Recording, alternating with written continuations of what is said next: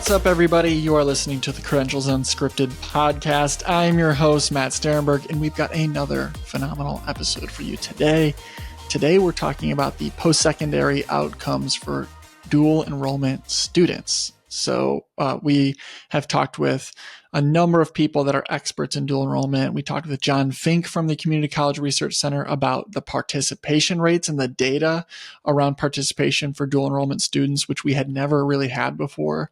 And now we're talking with Dr. Tatiana Velasco from the Community College Research Center, and she's going to tell us about the post-secondary outcomes. So what actually happens to students? Do they graduate quicker? Do they graduate at a higher clip? Do they enroll in post-secondary more frequently than non-dual enrollment students? And then finally, is it an equity driver? So how does it impact Black and Hispanic students? We'll dig into all of that and highly recommend, we'll put a link to it in the description of the episode, to their report.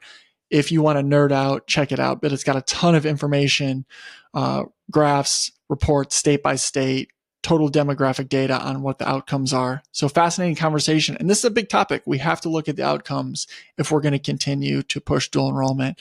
And I think you'll be happy you listen to this one if you're invested in it. So without further ado, we're going to get to our conversation with Tatiana. Here we go. All right. I'm here with Tatiana from the Community College Research Center. Tatiana, welcome to the podcast. Hi, Matthew. Thank you for having me. So today we're talking about something that the Community College Research Center put out. It's the post-secondary outcomes for dual enrollment students. And I was really happy to see this because this is kind of the big question around dual enrollment, right? We talk about the promise of dual enrollment and what it can provide, but we haven't really had a lot of data to support those theories. So first of all, my first question is, were you surprised by any parts of the data? Did it kind of fit what your hypothesis was before you got into all the numbers? That's a great question. I think I had a surprise, unsurprised, and then an actual surprise. My number that I wasn't expecting it to be that high, but that was sort of expected, was the rate of students, of dual enrollment students who go and enroll at a post-secondary institution within 1 year post-high school, that rate being 81%. It's very high, like the national average of post-secondary enrollment is 70%, including dual enrollment students. So you can imagine that among students that didn't take any dual enrollment coursework, that rate is much lower. So there is definitely a notable, an important gap in post-secondary enrollment there to be further explored. This is national level data from 2015, before this explosion on dual enrollment kind of took off. So we can expect these numbers to look slightly different and possibly even better now. So that was my surprise, unsurprised. And then the other two numbers that surprised me a lot was the share of students that take dual enrollment coursework at four-year institutions. I work at the Community College Research Center, so of course we focus a lot on what happens at community colleges. And we knew that the share of dual enrollment students taking those courses at community colleges was going to be high. But this is the first time that we have a national level number on the share of students that's taking their dual enrollment coursework at a four-year institution. What we found is that of all the students who started at a four-year institution in 2015, 20% of those students were either current or former dual enrollment students, meaning that this is becoming very significant for four-year institutions as well. And we will have to think about the consequences of that. And then my third surprise is the share of students who go and re-enroll at the institution where they took their dual enrollment coursework, but we can talk a little bit more about that later on. Well, I think that is an interesting point, because if you're in higher ed, there's been a lot of talk about the enrollment cliff or declining enrollment. And, just from a pure pragmatic perspective, does dual enrollment make sense for your institution to invest in? And if it's an enrollment and admission strategy, I think if you can make a compelling argument based on the data, then it's kind of a win-win for everybody. It's a pipeline, a pathway for potentially future students. Yes, absolutely. One of the things that we've been thinking about a lot is the extent to which dual enrollment makes sense from like a business model, if I may say, for four-year institutions, community colleges, and four-year institutions as well. And one of the arguments is if you're struggling as an institution to keep your headcount up, then dual enrollment, it's kind of a source of students. And this can be especially important for community colleges that have seen the largest like decline in student enrollment. What we found in the data is that about a third of the students who took their dual enrollment courses at a community college went back within that first year. They went back either for one term or for two consecutive terms, meaning that there is an intention to continue at the community college. So that's a pretty large number. This is the first time that we have national level data that we can disaggregate for states as well in the rate of re-enrollment of dual enrollment students. We do see that a lot of the dual enrollment students do lean towards going to a four-year institution post high school. But still, it seems that the share of re-enrollment, this yield rate of dual enrollment students, it's pretty significant, and it's really part of the motivation for post-secondary institutions to continue expanding dual enrollment. And I want to make sure we don't kind of bury like one of the more important pieces of the research. And do they graduate more than non-DE students? Can you give us the numbers there? Because I really want to make sure there's a lot to talk about, but they enroll at a greater clip, which you highlighted. Do they get a degree at a faster? Well, I guess faster is one metric, but within 4 years, do DE students have a greater likelihood of graduating? Right. And that's a great question. And that's something that we tackle at least partially in this report. We don't have a perfect comparison group of non-dual enrollment students that we can compare outcomes. So what we did is that we looked at all the dual enrollment students who were enrolled at a post-secondary institution and compared them to students without dual enrollment that were around 18 to 20 years old. So they were most likely recent high school graduates as well. And we give them both groups about 4 years to see if they complete. What we see in general when we compare these two groups is that dual enrollment students do complete bachelor's at higher rates than non-dual enrollees 4 years after high school. That bachelor completion, it's about 42%. The gap between like all students in general, DEs and non-dual enrollees, isn't as large in terms of any award completion.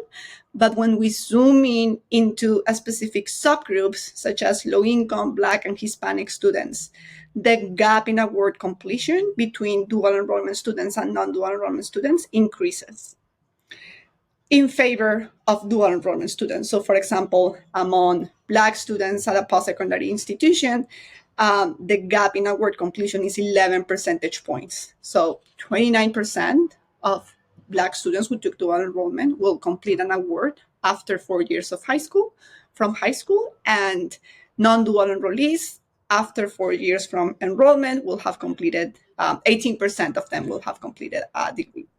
So an 11% jump for Black dual enrollment students in terms of degree attainment. What we see among Black students, the difference between Black students who took dual enrollment and who didn't take dual enrollment in terms of award completion is 11 percentage points.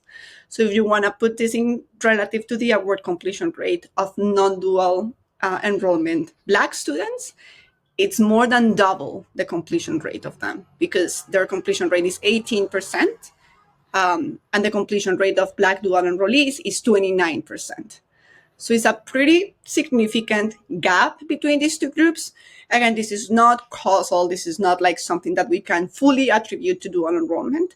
But the fact that the award completion rate increases so much for dual enrollment students is really telling us something about the potential of dual enrollment for increasing award completion. One of the challenges in the data, though, is you almost need a group of students that were dual enrollment eligible but decided not to do dual enrollment, and then you track them in terms of going to college and whether they get a degree in 4 years. But with relative certainty, if you're going to college and you enroll in a post-secondary, kind of by definition, wouldn't you have almost always been eligible for dual enrollment if you end up enrolling in post-secondary? Because usually some states have a cutoff, some school districts have a cutoff. You need to have a 2.0 or a 3.0. But if you're enrolling in post-secondary, it's almost certainly you would have been able to take dual enrollment, you would think, right? Am I presuming this correctly? I think you're going in the right direction. You would expect that a lot of these students would have been eligible to take dual enrollment.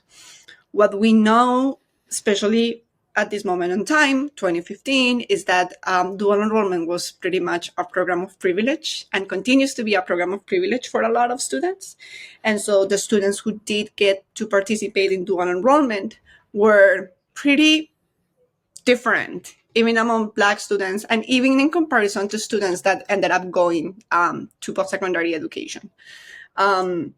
For Black students, for example, what we see is that there is a large underrepresentation of Black students in dual enrollment across all states, virtually. And among Black dual enrollees, what we see is that their post-secondary enrollment is the highest compared to Hispanic and low-income students. They're the more likely to go to a 4-year institution, and they're the more likely to go to a selective institution. You could interpret this as, well, they're really benefiting from dual enrollment, but it's likely also a mix of the Black students who get to participate in dual enrollment end up being a very selected population nationwide. Yeah, that makes a lot of sense. They're being chosen, they're being identified at their school. Hey, you should take advantage of this opportunity. To add a few more data points, and again, if you haven't looked at the report and you're listening to this, check out the post-secondary outcomes of high school dual enrollment students at the Community College Research Center. Tons of data in this report, but to just add to it, do they get a degree at a higher clip? 41 states are reporting that if you participate in dual enrollment, you're more likely to get a degree within 4 years. And what is interesting too is, like, in certain states, and you highlight this in your report, like, what can state leaders learn from this? And the programmatic implementations of dual enrollment matter a lot, because you do see some variance. Some states you're looking at it and you're like, why do your dual enrollment students graduate at a much lower clip? Like, what's happening there? And at certain states, the majority of states, it's much higher. And so thinking about the cost, who's participating, and then obviously just the cost of higher ed. And the thing that it really highlights for me is dual enrollment is one piece of this bigger puzzle. Like, we'd all love it for it to be a silver bullet. Like, if you just take dual enrollment, that's going to be, it's going to solve everything. But there's still all the challenges of cost, right? Access. And it's very encouraging to see the data. But I also think we have larger things that we need to tackle. This is just one piece of the puzzle in terms of getting kids to be college ready.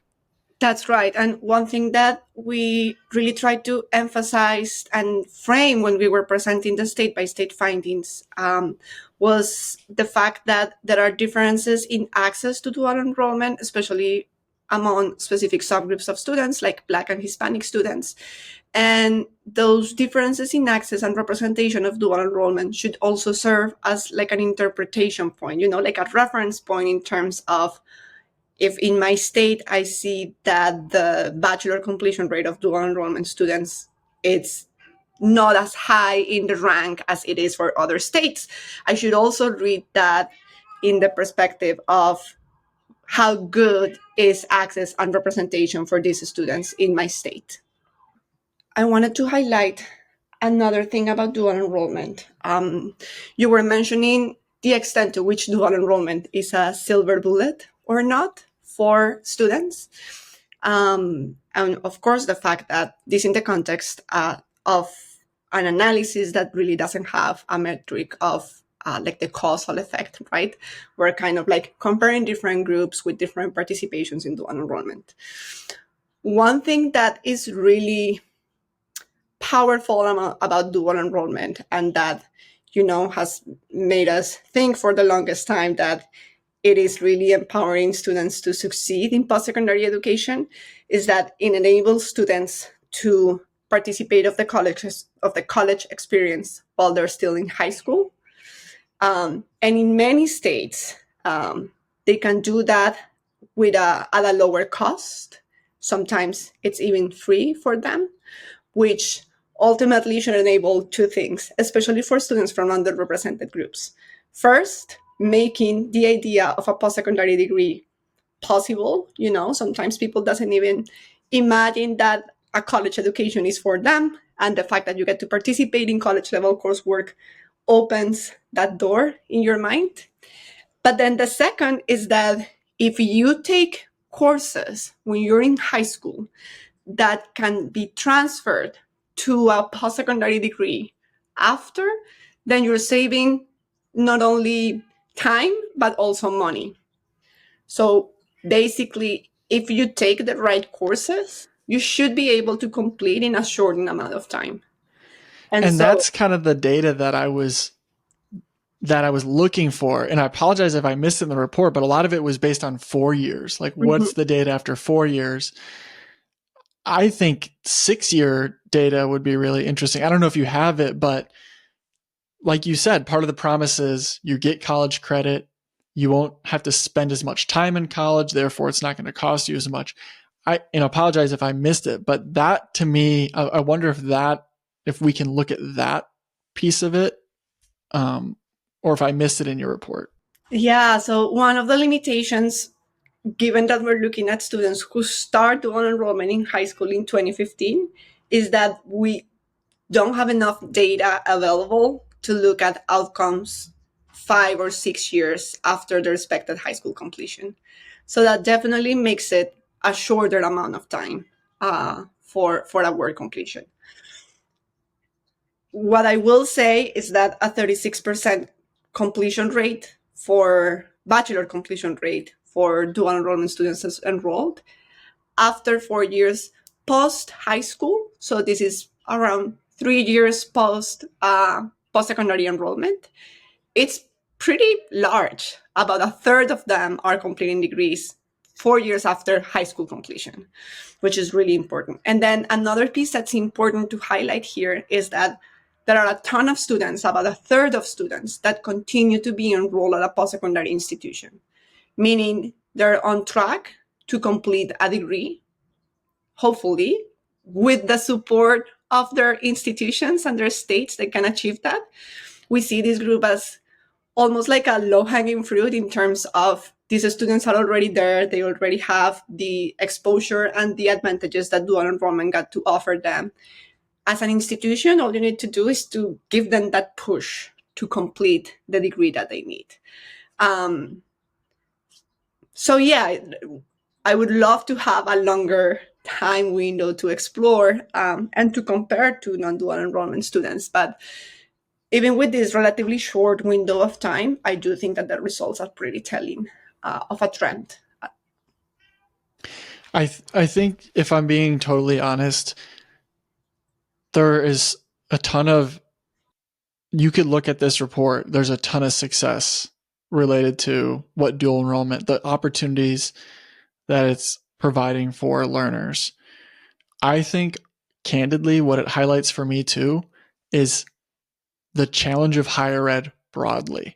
So you look at these numbers and you go, oh, we've increased here if you participate in dual enrollment. So, but like, the challenge in higher ed is very real overall for students graduating. And I think that's also what highlights this. So if you take kind of the macro approach of like, where are we at today generally in terms of the ability for students to graduate on time, like, this is a big problem, which is why dual enrollment is so important to keep thinking about and researching. So, I think that I have this right from your report. In no state did more than half of dual enrollment students complete a degree, in a bachelor's degree, within 4 years. So just think about that for everybody listening. So you have college credit, you go to college, within 4 years, not more than half have a bachelor's degree in 4 years, which is better than the national average. Mm-hmm. But just think about kind of the problem that we have today. Mm-hmm.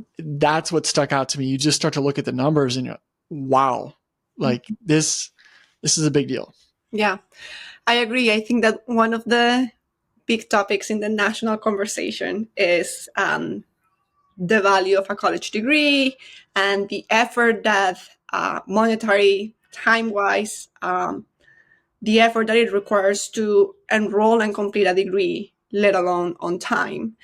And what we see here is that, yes, dual enrollment students do have much stronger award completion in general, bachelor, but they also complete associate's degrees at higher rates and so forth. But there is really kind of like an invitation to, for example, look at this third of dual enrollment students who are just not completing yet.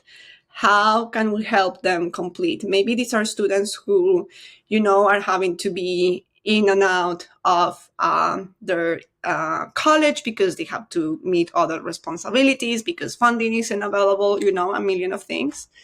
But if they already have these credits that they took in high school that someone invested in, either the community college that provided those credits, the state, the high school, even the student, then the way how I see it is that the investment to get those students who are already there to complete, it's far lower than what has already been spent in order to get them into and through whatever level of their post-secondary education they're at.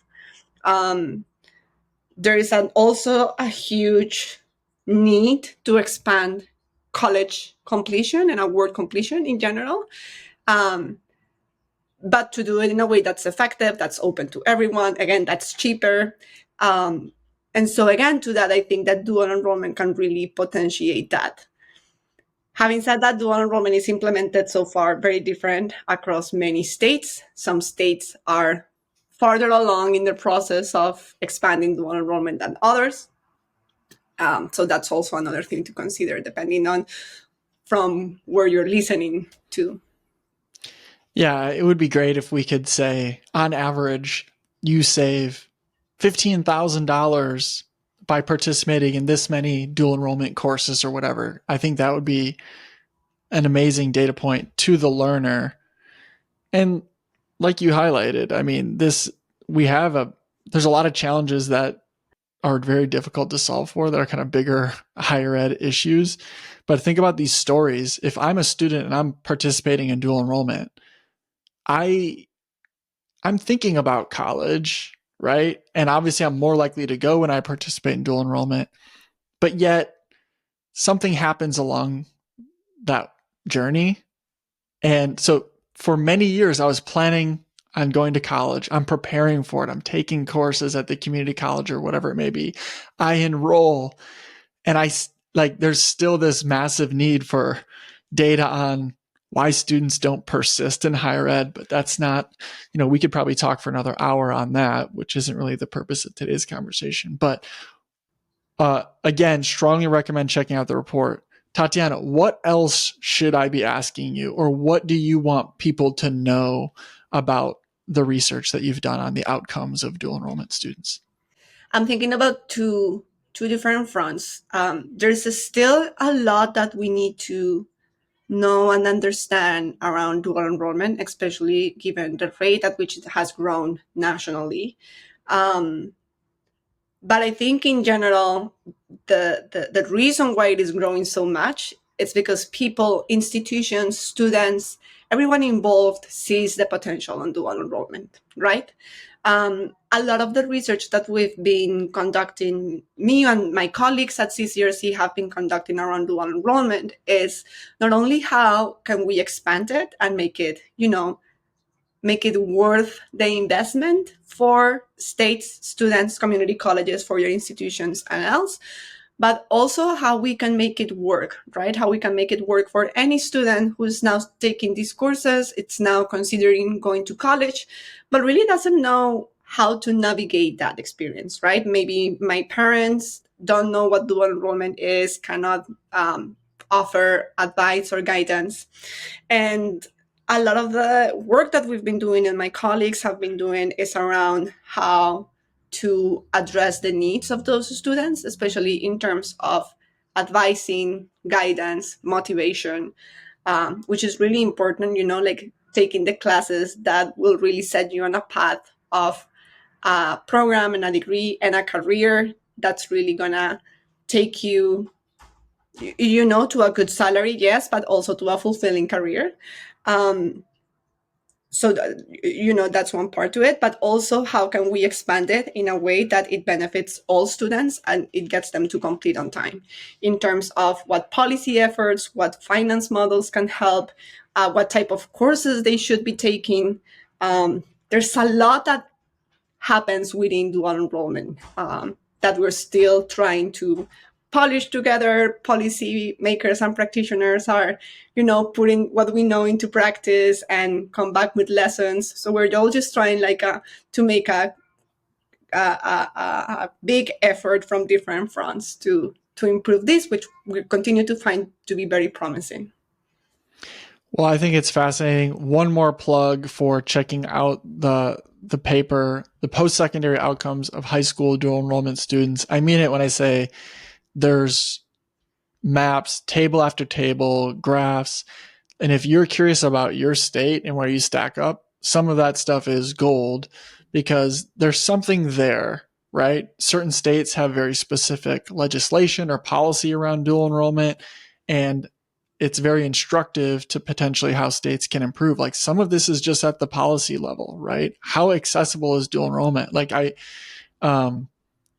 I think John Fink was telling me about the Georgia story. Like they made dual enrollment free, like unlimited years ago. And then Georgia was like, actually too many people signed up. It's way too successful. But I actually think it's funny because then I looked at Georgia and their bachelor's completion rates are phenomenal for dual enrollment students. And so I wonder, for the states that they really piled on high, if that is a real game changer. Because you could slice this data like just from like what are the state policies, like where do we see some commonalities? So really appreciate you joining me and sharing this. And for anybody, check out the work that you're doing because CCRC is really a leader in this space. Yeah, thank you. And also check out the data dashboard. There was so much data when we were writing this report. We generated so much data that a lot of it end up in a data dashboard that's with this report. So you can basically like filter by your state, sector, subgroup of students, and just dig even deeper at levels that we didn't get to do in the report. The report is already 51 pages.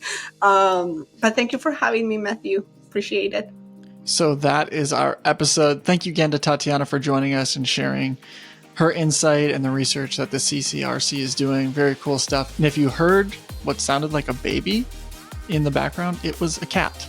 So Tatiana had a few times where she was like, can you excuse me, please? I need to take care of my needy cat. So apologies for that. And if there's any kind of fits and starts with the recording, it's because we had cat issues. All right. That's just the reality of sometimes recording, but really appreciate the Community College Research Center and all that they do. And like and subscribe if you haven't already. And you can always email me at credentialsunscripted@gmail.com. Let me know what your thoughts are, your feedback, and if you have ideas for future episodes, would love your feedback. So without further ado, we'll talk to you all real soon. Goodbye.